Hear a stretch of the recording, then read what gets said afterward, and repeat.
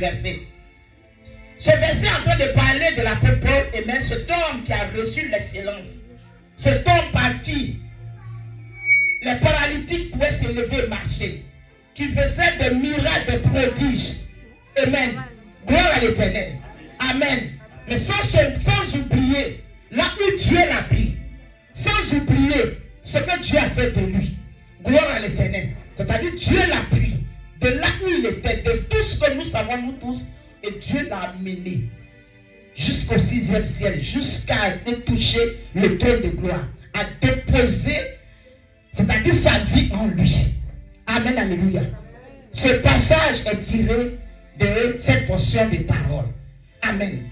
Et cet homme est en train de dire, amen, alléluia, qu'il y a eu des charges, il y a eu une plaie qui a été déposée en lui. Gloire à l'Éternel. Et il va dans la présence de Dieu. Amen. Pour dire à Dieu, il faut que tu me l'enlèves. Qu'est-ce que le Seigneur lui dit? Le Seigneur lui dit, ma grâce te suffit. On ne dort pas. Hein. Si tu as sommeil, tu te lèves et tu commences à marcher un peu dans la salle. Il dit quoi? Ma grâce te suffit. Amen. 3 fois il a prié. Il a jeûné, il a prié. Amen. Et la réponse qu'il va avoir, c'est ma grâce te suffit. Dis à quelqu'un, j'ai besoin de la grâce de Dieu. Dis à quelqu'un, j'ai besoin de la grâce de Dieu. Non, tu ne l'as pas encore bien dit. Dis à quelqu'un, j'ai besoin de la grâce de Dieu. Tiens-toi debout, dis à quelqu'un, j'ai besoin de la grâce de Dieu. Tu ne l'as pas bien dit, dis Seigneur, j'ai besoin de ta grâce ce matin. Dis à quelqu'un, j'ai besoin de ta grâce, Seigneur. J'ai besoin de ta grâce. J'ai besoin de ta grâce ce matin. Fais-moi grâce, Seigneur. Amen, alléluia. Vous savez, la Bible nous enseigne que les voies de Dieu ne sont pas nos voies. Amen, alléluia. Les voies de Dieu ne sont pas nos voies. Mais la question que je suis en train de me poser, si nous marchons avec le Seigneur, normalement nos voies doivent être les voies de Dieu. Mais Dieu est au-dessus de tout. Amen. Alléluia. Les hommes sont les premiers à décider à parler, mais Dieu est le dernier à fermer la porte. Amen, alléluia. Amen, alléluia. C'est pas mauvais de vouloir penser l'excellence. C'est pas mauvais de pouvoir penser, c'est-à-dire de gloire en gloire, d'exploit en exploit. Ce n'est pas mauvais. Gloire à l'Éternel. C'est pas mauvais d'être dans l'équilibre total. Amen. C'est pas mauvais qu'aucune mouche même ne vole autour de toi. C'est pas mauvais. C'est ce que le Seigneur veut. Amen, alléluia. Mais à un moment donné, le Seigneur est en train de nous dire qu'il est le seul qui est capable de décider de ce qui est bien pour nous. Amen. Gloire à l'Éternel. Il est le seul qui est capable de savoir placer, amen, ce qui fait notre joie, ce qui fait notre bonheur en nous. C'est pour ça que nous devons d'abord chercher les regards du Seigneur. Nous devons d'abord opter, amen, à ce que le Seigneur soit de notre côté. Et que nous soyons du côté du Seigneur. Amen, alléluia. Amen. La Bible nous dit que tout est permis, mais tout n'est pas utile. Amen, alléluia. C'est-à-dire tout ce qu'on voit est permis. Mais des fois, ce n'est pas utile. Amen, alléluia. Ce n'est pas utile. C'est permis. Rien ne t'empêchera de voir ce que tu as envie de voir. Rien ne t'empêchera de toucher ce que tu as envie de toucher. Mais est-ce que c'est utile? Est-ce que c'est utile? Amen. Avec une personne qui a nagé dans l'onction de Dieu, qui a nagé dans la présence de Dieu, avec qui Dieu a fait des prodiges, il se trouve que cet homme va avoir un handicap dans son corps, avec l'onction qui transportait. Amen. Il va dans la présence de Dieu et Dieu lui dit, j'ai attendu ta prière, mais ce que je te demande, ma grâce te suffit. Amen. Ma grâce te suffit. La grâce est le couronnement de toutes choses. Amen. Amen, alléluia. La grâce, c'est le couronnement de toutes choses. C'est-à-dire la grâce, c'est quelque chose qui s'obtient sans forcer. Amen. C'est quelque chose qui s'obtient sans mérite. Amen, alléluia. C'est quelque chose qui sortira sans même que toi qui dois obtenir. Tu ne connaisses le jour, ni l'heure, ni comment ça va s'accomplir dans ta vie. La grâce. Amen, alléluia. La grâce, c'est quelque chose. Toi-même, tu n'as pas idée à quel moment elle va venir frapper à ta porte. Tu n'as pas idée comment elle va te construire, comment elle va t'habiller, comment elle va te maquiller. Tu n'as pas idée. Donc la grâce, on ne peut pas la demander. On ne la paye pas. Amen. Ce n'est même pas un mérite. Mais c'est quelque chose que Dieu donne à quelqu'un. Gloire à Dieu. Amen. Il va dans la présence de Dieu. Ce n'est pas qu'il n'a pas envie de prier. Mais il a prié. Et le Seigneur lui dit, ma grâce te suffit. Et ça veut dire que je dois rester avec l'handicap que j'ai. Amen. Et ça dit que je dois rester comme je suis. Et ça dit que je n'ai plus rien à faire. Ce n'est pas parce que tu n'as plus, tu dois rester comme ça. Mais Dieu est en train de dire que le temps est dans sa main. Le meilleur est dans sa main. Ce qui est précieux est dans sa main. Amen, alléluia. Ce qui est bon est avec lui. Est-ce que quelqu'un me comprend ce matin? Est-ce que quelqu'un comprend ce matin? Tiens-toi debout un peu. Parce que je te sens ce matin. Dis Saint-Esprit. Dis Saint-Esprit. Dis Saint-Esprit. Dis Saint-Esprit. Mon âme a besoin de toi. La Bible nous dit, les dictionnaires nous disent que la grâce, c'est une faveur qu'on accorde librement à quelqu'un. C'est-à-dire librement, sans mérite, à quelqu'un. Amen. Amen. C'est quelque chose qu'on donne à quelqu'un. C'est-à-dire qu'il n'a pas demandé. Amen. Il n'a pas forcé. Et ça lui arrive. Nous avons besoin de ça. Au-delà de tout ce que nous pouvons demander, il y a une chose pour laquelle nous devons opter. Amen. Il y a une chose pour laquelle nous devons opter. Pourquoi? Parce que une personne sans la faveur de Dieu, tu ne peux rien faire. C'est comme ça on peut voir dans le livre de Psaume 23. Qu'est-ce que David peut dire? Il dit, ta grâce et ta faveur m'accompagneront tous les jours de ma vie. Amen. Amen, alléluia. Amen. Il a dit, ta grâce et ta faveur m'accompagneront tous les jours de la vie. Il n'a pas cité autre chose. Mais il a cité, c'est-à-dire cette âme puissante que Dieu donne à qui il veut. Regarde, quand tu vois ce texte, assis-toi pour ne pas que je te pour ne pas être essoufflé. Quand tu vois ce texte, tu vas dire, mais l'apôtre Paul, c'est quand même l'apôtre Paul. C'est quand même Saul de Tarse qui est devenu l'apôtre Paul. Comment Dieu ne l'a pas laissé là où il était dans l'obscurité? Amen. Amen, alléluia. Amen. Là où il était bien là-bas. Comment Dieu ne l'a pas laissé là-bas? Et Dieu le ramène dans sa présence. Et encore, il dit, c'est Satan qui vient souffler cette plaie-là. C'est-à-dire l'handicap qui est en lui. Il est conscient que c'est Satan qui vient souffler. Est-ce que quelqu'un est en train de comprendre ce matin? Il était dans le monde. L'apôtre Paul tuait. Il faisait ce que, c'est-à-dire quelqu'un qui n'a pas l'esprit de Dieu peut faire. Et Dieu le prend. Dieu le reconstruit. Il ouvre ses yeux. Il dépose sa grâce sur sa vie. Et il commence à faire des prodiges.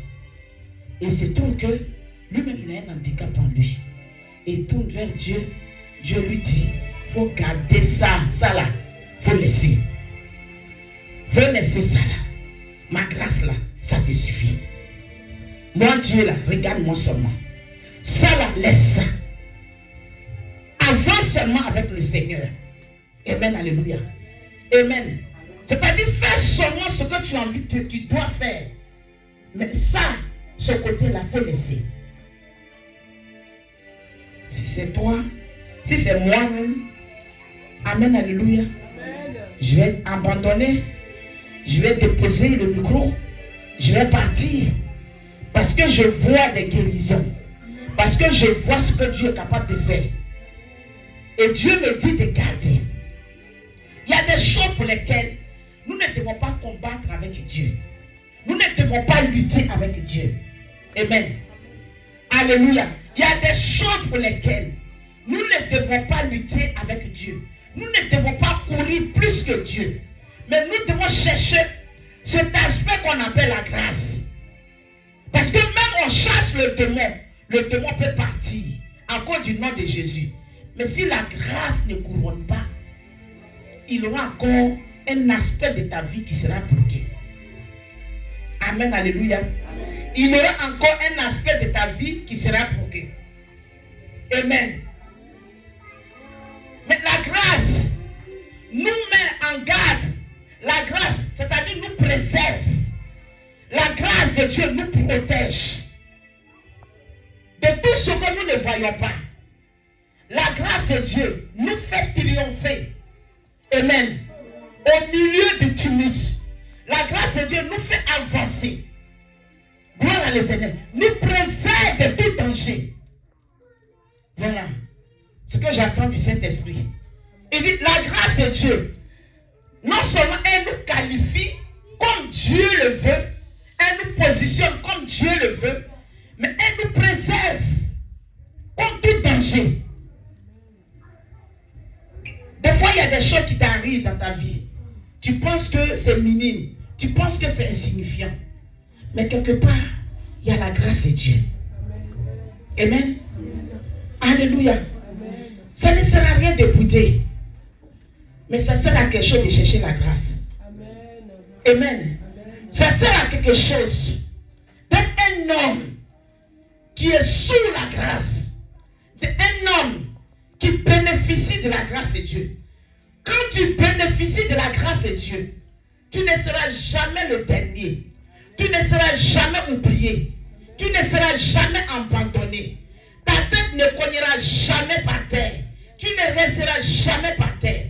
Pourquoi? Parce que cette grâce est celle qui voit comme les yeux humains ne voient pas.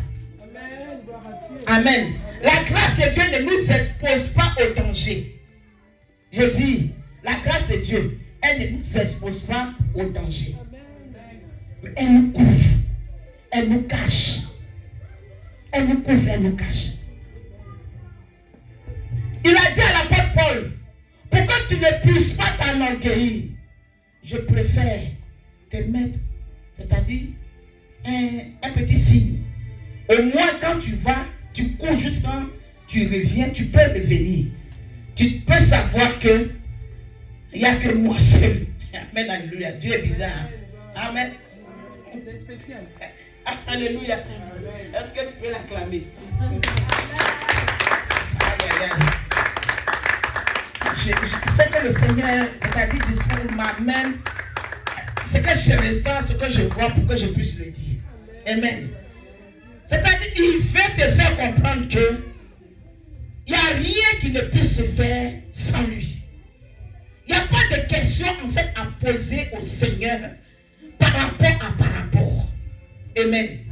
On n'a pas à dire au Seigneur, comme ça c'est comme ça, voilà ça va être comme ça. Amen, alléluia. Mais il est le Dieu qui élève, il est le Dieu qui rabaisse. Nous avons besoin du Seigneur, de cette grâce-là, pour avancer. Amen. Je ne vais pas citer ce matin les personnes qui ont eu la grâce de Dieu et du dernier qu'ils étaient, qui ont été élevés. Mais je suis venu ce matin te parler de la manifestation de la grâce de Dieu. Je suis venu ce matin te parler de comment, c'est-à-dire il faut rechercher ce truc-là, ou alors cette bénédiction-là. Amen. Gloire à l'Éternel. La Bible nous dit quoi dans le livre de Matthieu 4? Matthieu 4, verset 4. Amen. Matthieu 4, verset 4.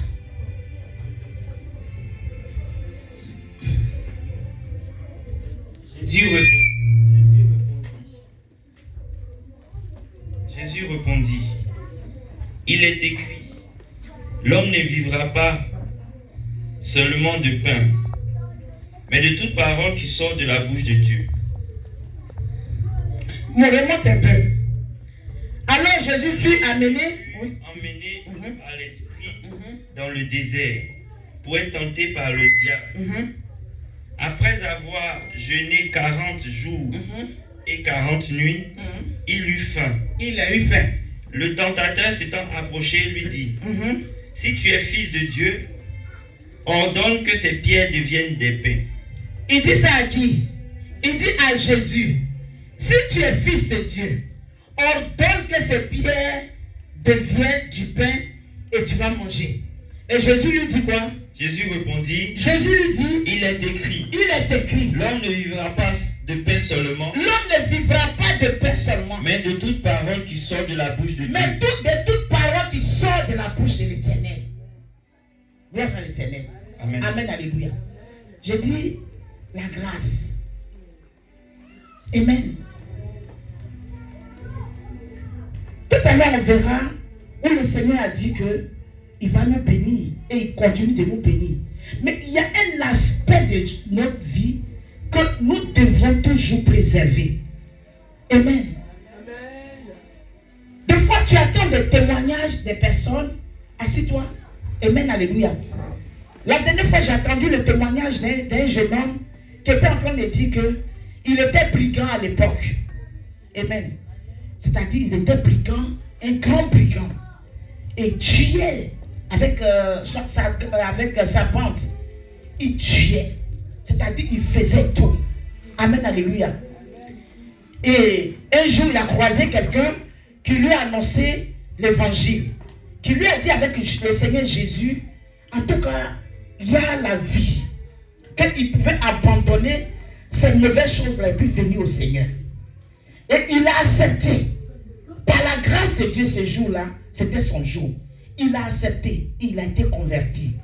Quand il a été converti, il a été voir les autres pour leur dire, en tout cas, venez au Seigneur Jésus. Parce que là, c'est lui que j'ai croisé. En tout cas, il m'a donné la paix. C'est vrai que je n'ai pas l'argent. Nos parents sont morts. Donc nous sommes obligés de vendre la drogue. Nous sommes obligés de faire l'inceste. Faire des trucs comme ça pour pouvoir manger. Mais on n'avait pas la paix de l'autre côté. Donc venez au Seigneur.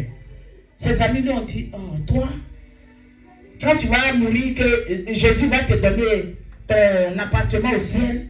Quand on va venir, on va habiter là-bas avec toi. Mais pour l'instant, nous on poursuit ce qu'on est en train de poursuivre.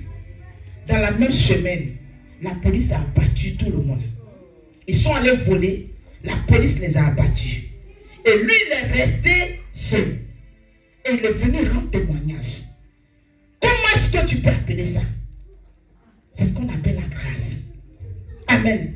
La Bible nous dit que le Seigneur Jésus, Amen, gloire à l'Éternel, le Fils de Dieu, quand il est venu, descendu sur la terre, il a été confronté. Satan est venu se présenter devant lui. Satan n'a pas eu peur. Il y avait l'Esprit de Dieu en lui. Satan est venu se présenter. Et Satan a commencé à le tenter. Il lui a dit, tu es enfant de Dieu.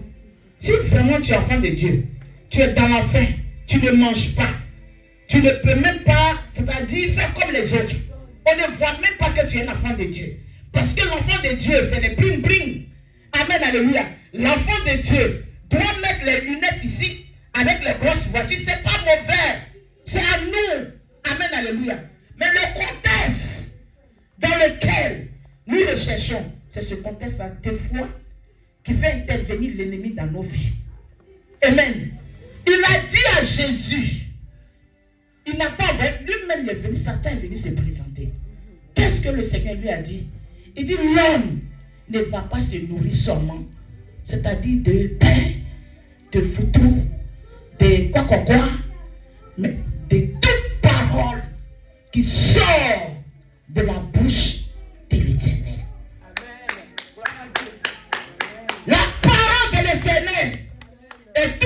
nourriture.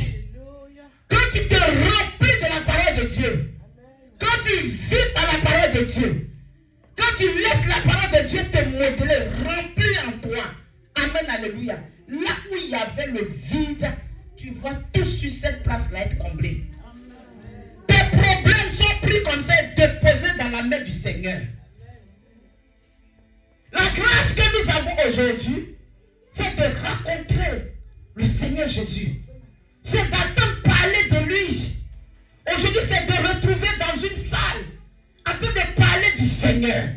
Et oui, Église, le Seigneur est réel, Jésus est réel. Il n'a pas falsifié la mort. Ce n'était pas un film. Mais effectivement, Jésus-Christ est venu sur la terre. Après avoir été confronté à Satan, il a résisté. Amen, alléluia. Jésus a résisté. Il a eu toutes les tentations. Il a eu toutes les difficultés. Il était confronté au monde des ténèbres. Amen, alléluia. Satan ne l'a pas lâché. Satan lui a montré toutes les gloires de ce monde. Quand tu lis le texte, il lui a montré tout. Tout ce qu'il peut exister. Et tout ce qu'il existe. Satan lui a montré tout. Et Satan lui a dit quoi? Prosterne-toi. C'est-à-dire la seule option qui va permettre que je te donne cela, c'est de te prosterner. Amen. Le manipulateur. Amen. C'est un manipulateur. Faut dire à quelqu'un, c'est un manipulateur. C'est un manipulateur. Il dit à Jésus, le créateur du ciel et de la terre.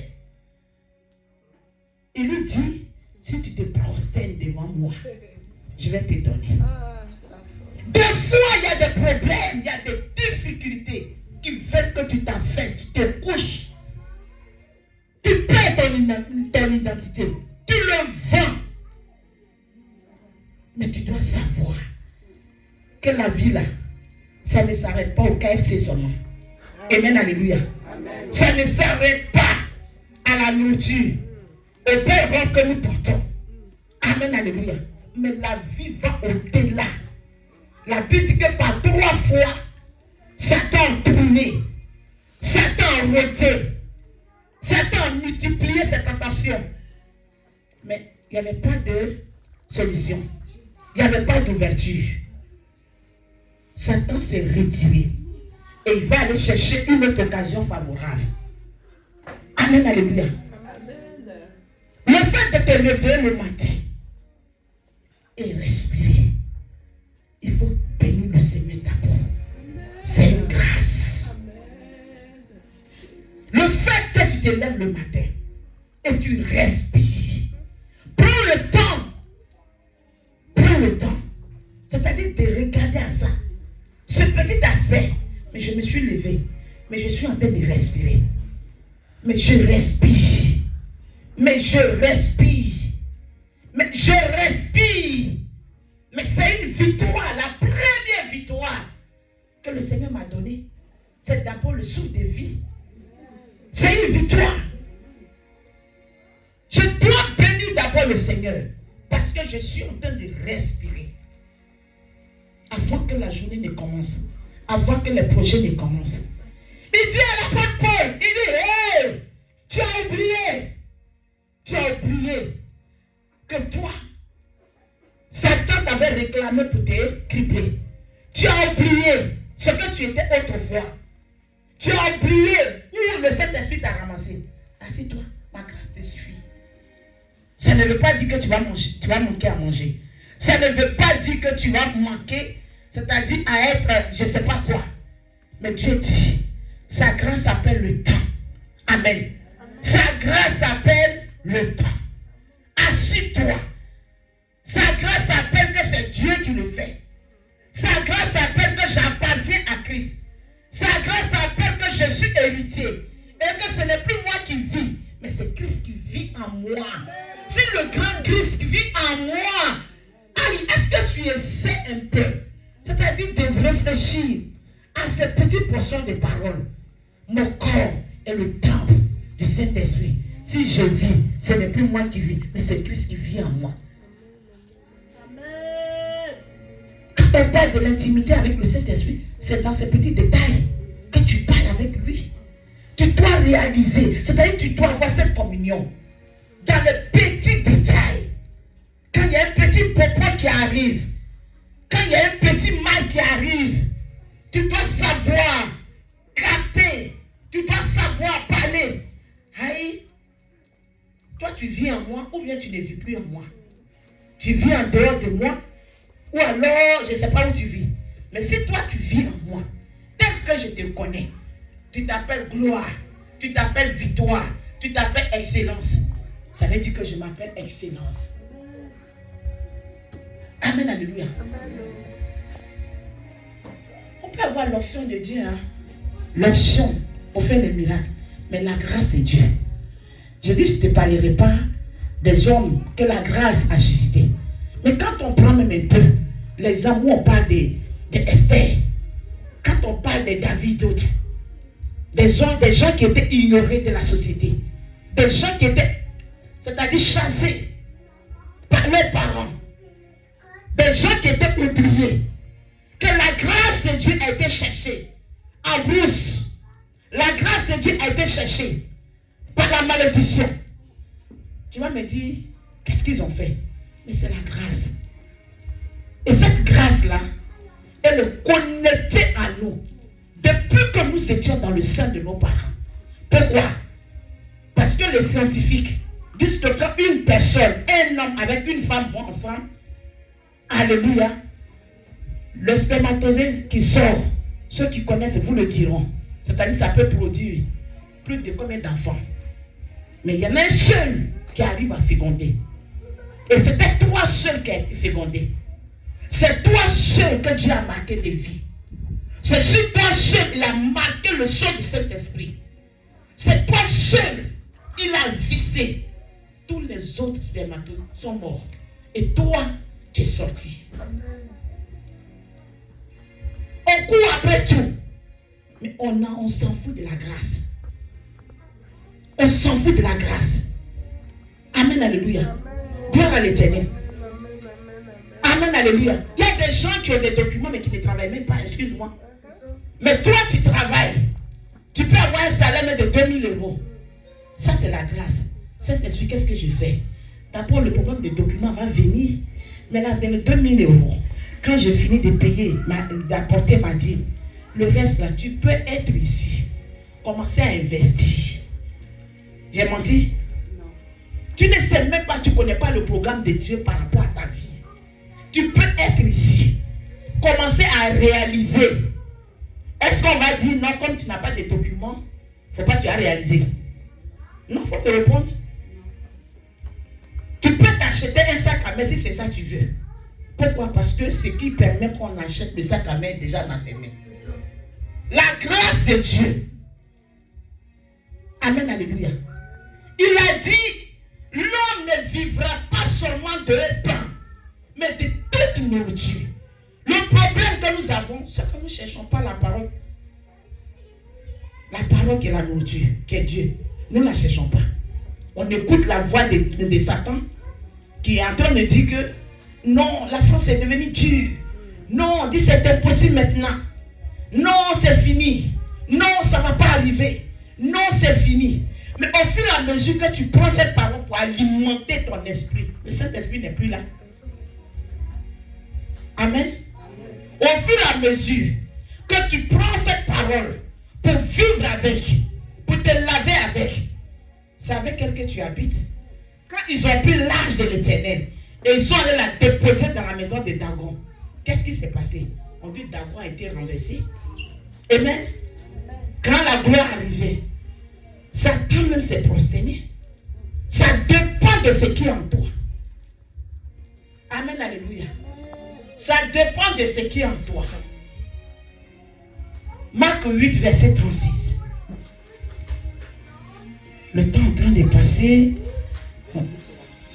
On est 36.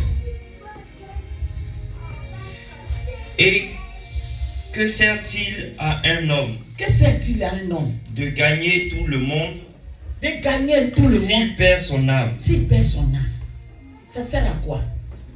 Amen. Amen. Ça va nous servir à quoi? D'être une grande église. Une église remplie comme ça. Où il y a des chants, on danse bien. Et notre âme est quelque part dans les ténèbres. Amen.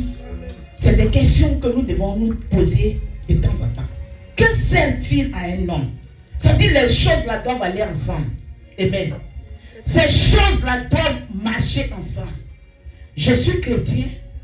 La sanctification, l'Esprit de Dieu, c'est-à-dire la foi, la joie, toutes ces choses, l'obéissance, ces choses-là doivent marcher ensemble.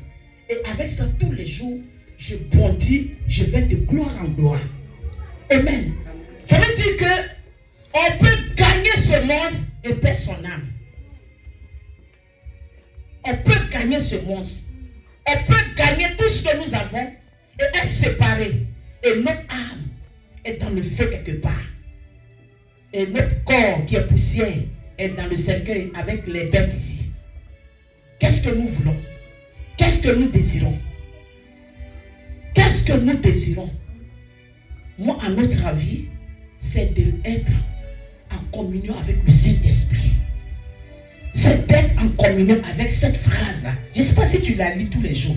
Avec Dieu, nous ferons des exploits et il écrasera nos ennemis. Que sert-il à une personne? Tu gagnes tout et tu perds ton âme. Il y a la partie là qui est là. Où quand on veille sur le corps, on doit veiller aussi sur l'âme. Quand on veille sur le corps, on doit aussi se poser des questions. Est-ce que mon âme est en bonne santé? Est-ce que Dieu se réjouit, le Saint-Esprit se réjouit de mon âme? Est-ce que mon âme est en bonne santé? On doit veiller sur notre âme. Amen, alléluia. Gloire à l'Éternel. Prends Jérémie 29. On va finir par là. Parce que le temps est en train de partir. Amen, alléluia. Jérémie 29. Verset 1. Jérémie 29.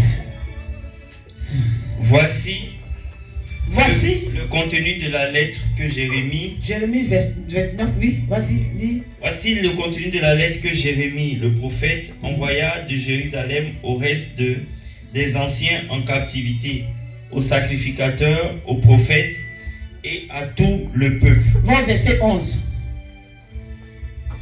Car je connais les projets que j'ai formés. Quelqu'un a trouvé? Tiens-toi debout, lis la parole. Car je connais. Non, on n'a pas encore trouvé. On a trouvé Jérémie 29, verset 11.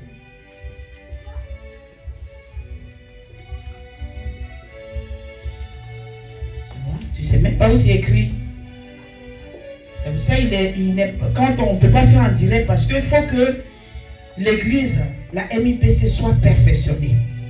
Il faut. Jérémie 11, verset 29. 29, pardon. On a trouvé? Oui. Il a dit quoi?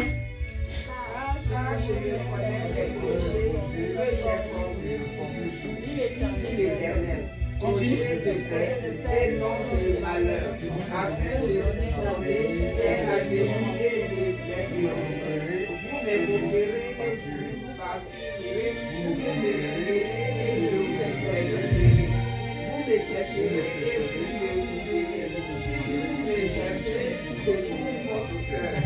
Là c'est bon, hein, vous ne voulez plus arrêter. Sinon, moi, c'était le verset 11. Hein. Vous avez vu comment la parole de Dieu est tout, non? Vous avez vu, non? Donc, il dit quoi? Car je connais les projets que j'ai formulés sur vous.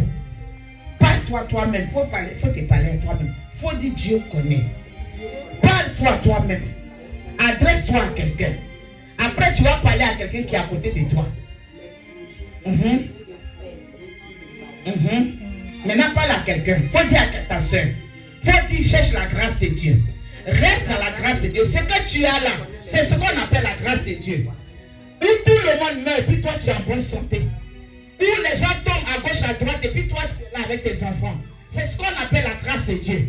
Donc entre ça et la grâce, qu'est-ce que tu dois chercher? C'est la grâce. Il dit à l'apôtre Paul, assis-toi tranquille, calme-toi un peu. Amen. L'apôtre Paul dit, mais je souffre. Mais Satan, il dit, calme-toi. C'est dans ça, là, dans cette faiblesse-là. C'est-à-dire quand tu n'as plus de force, quand tu ne sais plus ce que tu vas faire, c'est là, moi, Dieu, je me présente. Mais pendant que tu es en train de lutter avec moi, c'est-à-dire que tu veux être le maître de ta vie, tu veux toi-même diriger tout. Je suis là, je te regarde. Pourquoi? Parce que je connais les projets. Toi-même, l'enfant, tu es là, tu ne connais pas les projets. Dieu dit, il connaît les projets. Qu'est-ce qu'on appelle le projet? C'est le futur, c'est ton devenir, c'est ta destinée. Amen. Il dit, il connaît. Qu'il a formé sur nous. Ce sont des projets de paix, de l'excellence, des projets de paix. Amen, alléluia. Et non de malheur. Et non de malheur. Proclame-le, il faut dire un nom de malheur. Peut-être que Dieu t'a amené en France pour que tu puisses prendre ta soin peu, pour que tu puisses ramasser l'argent et puis retourner chez toi. Toi, tu es en train de pleurer depuis. Non, c'est comme ça, c'est comme tu ne regardes pas la grâce que Dieu t'a donnée pour te mettre tranquille et travailler, rassembler toutes tes forces. Fais ce que tu as à faire. Qui a dit qu'on ne reçoit pas en Afrique? Qui a dit que tu ne peux pas réussir au Canada? Qui a dit même que même au Burkina tu ne peux pas réussir? Qui a dit sur la terre, si tu marches dans la voie de Dieu, si tu écoutes la voix de Dieu, tu ne vas pas te perdre. C'est parce qu'on s'éparpille. C'est parce qu'on s'éparpille. C'est ça, en fait, de document va nous donner mot de tête. En fait, de quoi va nous donner de mots. Voilà ce qu'il a dit. Quand je connais le projet que j'ai formulé sur toi, ce n'est pas des projets de malheur. Ça ne fait pas partie. Ça ne fait pas. Il faut dire à quelqu'un, ça ne fait pas partie. Ça ne fait pas partie. Dans le programme de Dieu par rapport à moi, il n'y a pas un projet de malheur qui est dedans. Il n'y a pas un projet de malheur. Le malheur, c'est ce qui fait couler les larmes. Le malheur, c'est ce qui nous déchire le cœur. Dieu dit des projets de paix. Afin de nous donner quoi? Un avenir merveilleux, meilleur. Déconnecté par le Saint-Esprit, déconnecté par la parole de Dieu, tu ne peux pas rencontrer ce que Dieu a prévu pour toi. On ne peut pas marcher avec Dieu d'une manière désinvolte. On ne peut pas marcher avec Dieu en disant toujours donne-moi, non c'est moi, non c'est moi, en n'écoutant pas la voix de Dieu. Tu connais le projet, qu'est-ce que je dois faire? Tu as déjà accompli ça, je te remercie. Mais demain tu vas accomplir quoi? Ce n'est pas par formalité qu'on marche avec Dieu. C'est parce que Dieu connaît, il sait ce que nous devons devenir. Il sait ce qu'il a prévu pour nous. On tend la main à Satan, on vend nos vies à Satan. On ouvre les portes à Satan. On dit à Satan, viens prendre nos vies. On dit à Satan, tu es le maître de nos vies. Nous refusons notre identité. Et après, nous appelons le Seigneur. Jésus a parlé à Satan. Il a dit non. Moi, je connais plus que ce que tu es en train de dire. Toi, moi, je suis la parole. Toi, tu viens me dire quoi? Donc, je n'ai pas mangé aujourd'hui là. À cause de toi, j'ai qu'à détourner la parole. Tu as menti. S'il fait noir, il va faire jour. S'il fait noir, il va faire jour. Les promesses de Dieu, tu prends la Bible, il y a plus de 1000 promesses qui sont attachées à nos vies. Il y a plus de 1000 promesses qui sont attachées à nos vies. Nous ne cherchons pas. Depuis quand ils t'ont dit que tu vas être malade jusqu'à la maladie va être dans ton partage. Non. Non. Ce que Jésus a déjà porté à la croix, je suis trop fait pour porter. Je suis trop fait pour porter cela. Va trouver Jésus, tu vas régler avec lui. Parce que moi, il m'a dit, il a déjà tout pris. Ma malédiction, mon retard. Il a déjà tout pris. Va le trouver. Moi, je suis dans le Seigneur. C'est avec le Seigneur que tu parles. Est-ce qu'il peut avoir cette communion entre nous et Dieu? Tu vas te tenir debout, déjà 11h30.